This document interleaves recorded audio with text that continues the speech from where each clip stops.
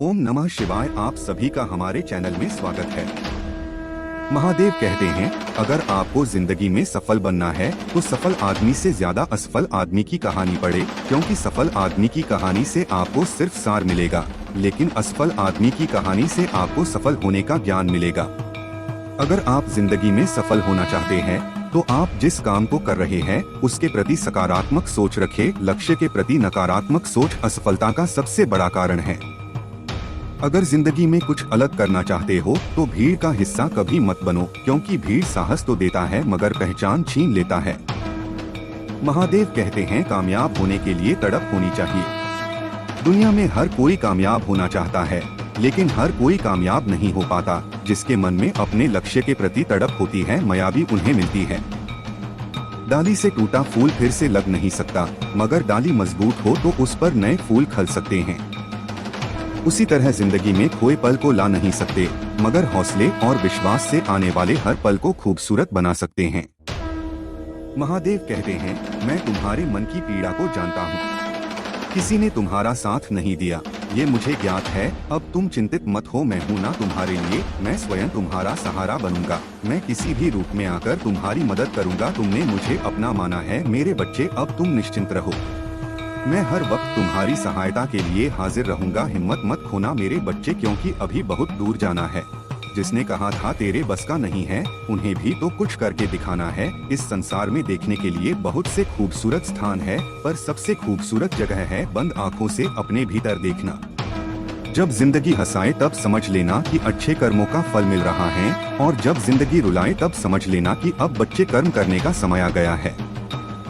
महादेव कहते हैं, जीवन में खुद को बहुत मजबूत पाएंगे, क्योंकि लोहा ठंडा रहने पर ही मजबूत होता है, गर्म होने पर उसे किसी भी आकार में ढाल दिया जाता है। समय और जिंदगी दुनिया के दो सर्वश्रेष्ठ शिक्षक है। जिंदगी समय का सदुपयोग सिखाती है और समय हमें जिंदगी की कीमत सिखाता है। बातें कम और काम बड़े करो, क्योंकि दुनिया को सुनाई का और दिखाई ज्यादा देता है। सपना एक देखोगे, मुश्किलें 1000 आएंगी, लेकिन वो मंजर भी बड़ा खूबसूरत होगा जब कामयाबी शोर मचाएगी।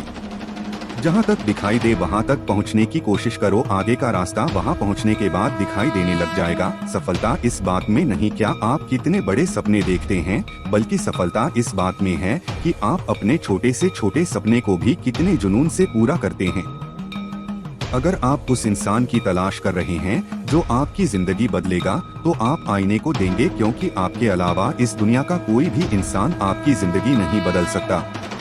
महादेव कहते हैं, भाग्यशाली वे नहीं होते जिन्हें अपनी जिंदगी में सब कुछ अच्छा मिलता है। भाग्यशाली इंसान तो वे हैं जो उन्हें मिलता है उसी को वो अच्छा बना लेते हैं। जिंदगी में अगर कुछ बड़ा मिल जाए तो कभी छोटे को मत भूल जाएं, क्योंकि जहां सुई का काम वो वहां तलवार काम नहीं आती। कभी कभी ऐसे भी स्थिति पैदा हो जाती है, जो गलती हमने कभी की ही नहीं उसकी भी माफी मांगनी पड़ती है। उसका कारण यह है कि उस समय हम गलती नहीं रिश्ते देखते हैं कि कहीं प्यारा सा रिश्ता टूट ना जाए। पहचान से बड़ी समझ होती है, क्योंकि हम चाहे कितनी भी बड़ी पहचान क्यों ना बना ले, फिर भी पहचान बनाने वाला व्यक्ति हमें समझ नहीं सकता, लेकिन हमें समझने वाला व्यक्ति लाखों की भीड़ में हमें पहचान सकता है। महादेव कहते हैं, संबंध को जोड़ना एक कला है, लेकिन संबंध को निभाना एक साधना है। इसलिए रिश्ते की कदर भी धन की तरह ही होनी चाहिए, क्योंकि दोनों को कमाना मुश्किल है पर गवाना आशा। एक दिन शिकायत आपको वक्त से नहीं बल्कि खुद से होगी कि एक खूबसूरत जिंदगी सामने थी और आप दुनियादारी में उलझे रहे। सुलझा हुआ इंसान वह है जो अपने जीवन के निर्णय स्वयं लेता है और उन निर्णयों के परिणाम के लिए किसी दूसरे को दोष नहीं देता। किसी घर में एक साथ रहना परिवार नहीं कहलाता, बल्कि एक साथ जीना, एक दूसरे को समझना और एक दूसरे की परवाह करना परिवार कहलाता है।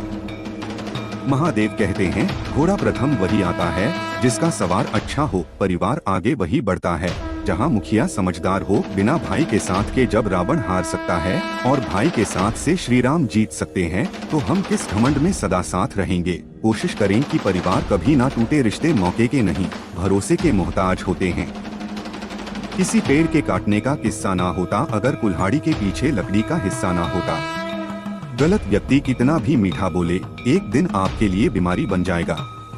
अच्छा व्यक्ति कितना भी कड़वा लगे, एक दिन औषधि बनकर काम आएगा। बुरे समय में दिलासा देने वाला अजनबी क्यों ना हो, वो दिल में उतर जाता है और बुरे समय में किनारा करने वाला अपना ही क्यों ना हो वो दिल से उतर जाता है।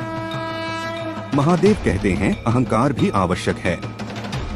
जब बातें अधिकार, चरित्र एवं सम्मान की हो तो अपने अस्तित्व और हक के लिए जरूर लड़े। आप चाहे कितने ही कमजोर क्यों ना हो।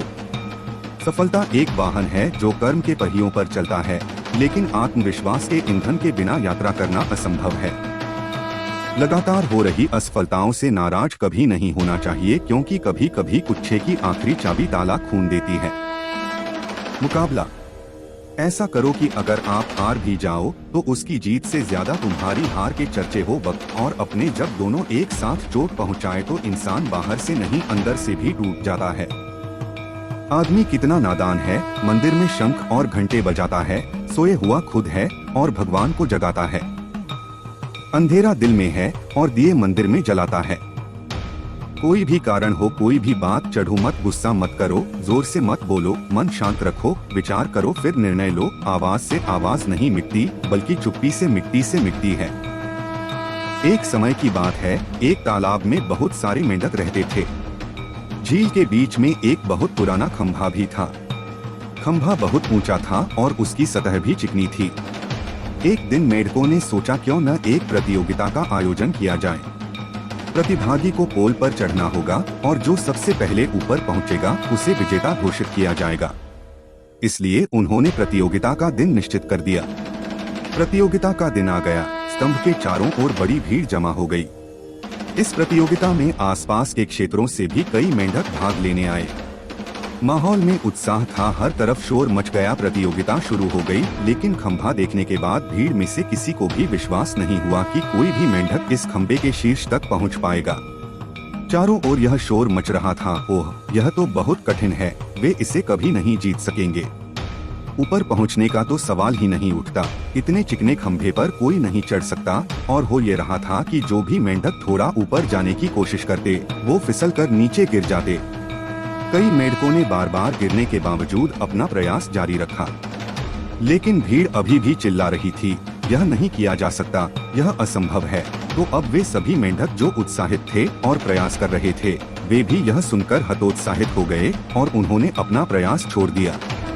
लेकिन उन मेंढकों के बीच एक छोटा सा मेंढक भी था, जो बार बार गिरकर भी उसी जोश के साथ ऊपर चढ़ने में लगा हुआ था। वह ऊपर की ओर बढ़ता रहा और अंततः स्तंभ के शीर्ष पर पहुंच गया और इस प्रतियोगिता का विजेता बन गया। उसकी जीत पर सभी को बहुत आश्चर्य हुआ। सभी मेंढक उसके चारों ओर खड़े हो गए और पूछने लगे, तुमने यह असंभव कार्य कैसे किया? तुम सबको पीछे छोड़कर जीत कैसे गए? तभी पीछे से किसी ने कहा, अरे उससे क्या पूछ रहे हो, वह तो बहरा है, क्या आप समझते हैं कि वह कैसे जीता? हाँ, वह अपने आसपास के सभी टांग खींचने वालों की आवाज नहीं सुन पाता था, जिसके कारण वह नकारात्मक सोच नहीं पाता था और वह अपने लक्ष्य पर अधिक ध्यान केंद्रित कर पाता था और जीत जाता था। दोस्तों, इस वीडियो में बस इतना ही। मिलते हैं अगले वीडियो में, तब तक हमारे इस चैनल को सब्सक्राइब जरूर करें। अपना और अपने परिवार का ख्याल रखें। महादेव आपका सारे इच्छा को पूरा करे। हर हर महादेव।